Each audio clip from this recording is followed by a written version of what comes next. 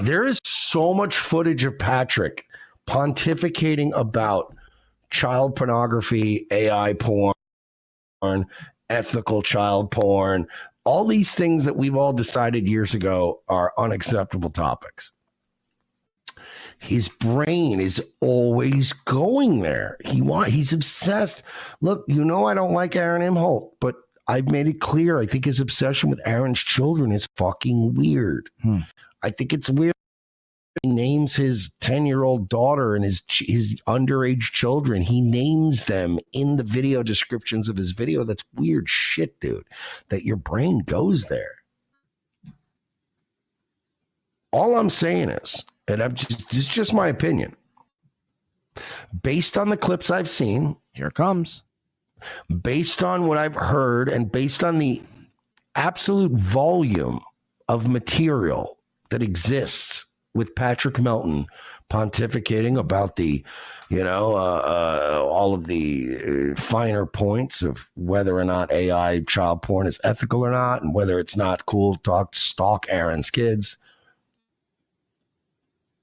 I'm of the opinion that Patrick Melton is a legitimate danger to children.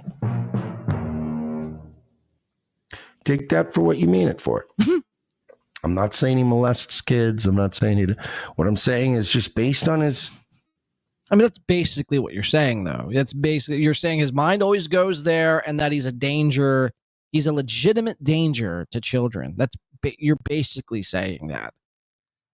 If given the opportunity, if some poor soul left their child alone in Melton's lair for more than an hour, he'd be going to fucking Pound Town on that little fucking kid.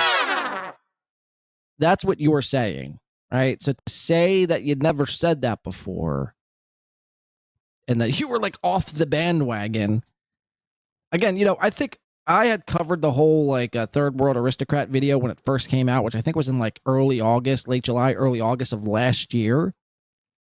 And then when Melton was overseas discussing the whole AI child porn, whether it's ethical or not, or better or not, I think that was like last August. Mersh, again, says he was one of the first to jump off the bandwagon, but yet here we are in almost October of 24, still discussing it.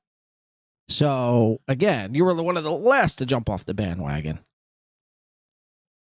Probably up until, we could probably find clips if we really search hard enough of you, saying Melton is that, probably, a month or two ago.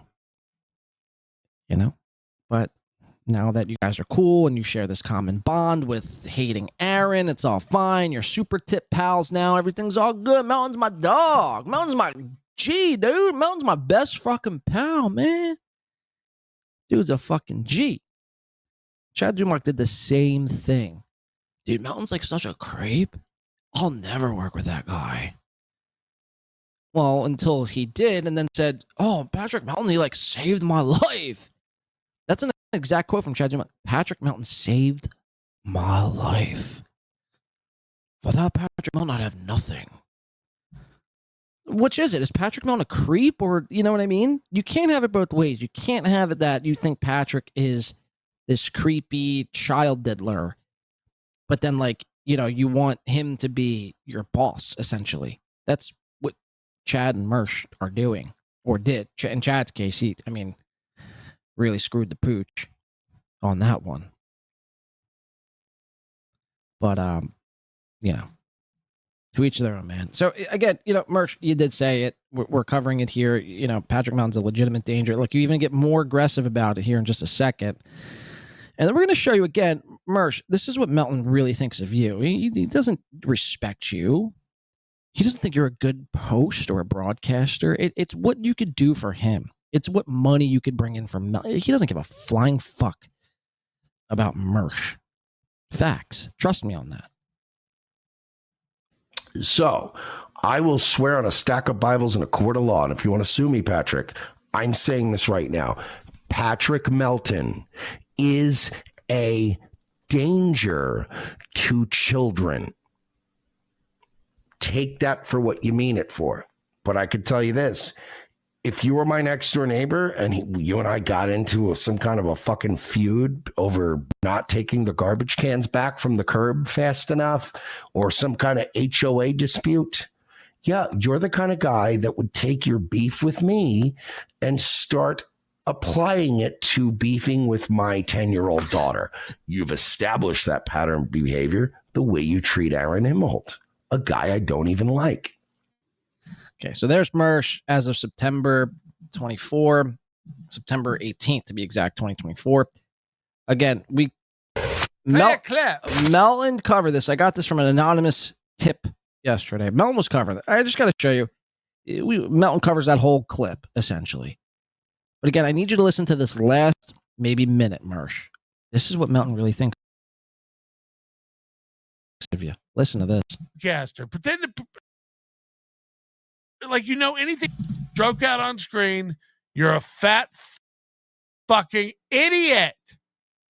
We have watched you pretend to be an ad man, pretend to be a radio man, pretend to be a strip club man, pretend to be a restaurateur, pretend to be a podcaster, pretend to like you know anything about anything. Shut up, you fat begging fuck. You sound like Aaron at every turn, just begging. Suck a dick. You're not good. You're not good at this. And now you're trying to cling on to the Dabbleverse. I'm going to show another video from our good buddy _Mersh, where not. By the way, RIP to _Mersh. Only are you trying to, I believe this is the first time I can ever even claim this about somebody. Clout chase me. Wow. By trying to get something going. And by the way, you know, I welcome it, you fucking turd. Bring it. Bring it. I can't imagine that you want to get. I know you think you're better and cooler and faster. You're a loser. You're a loser who tells stories about cool ways to get $25 in free play. You're a fucking nerd. You're a fucking nerd, Mersh, according to Patrick. I happen to disagree. I think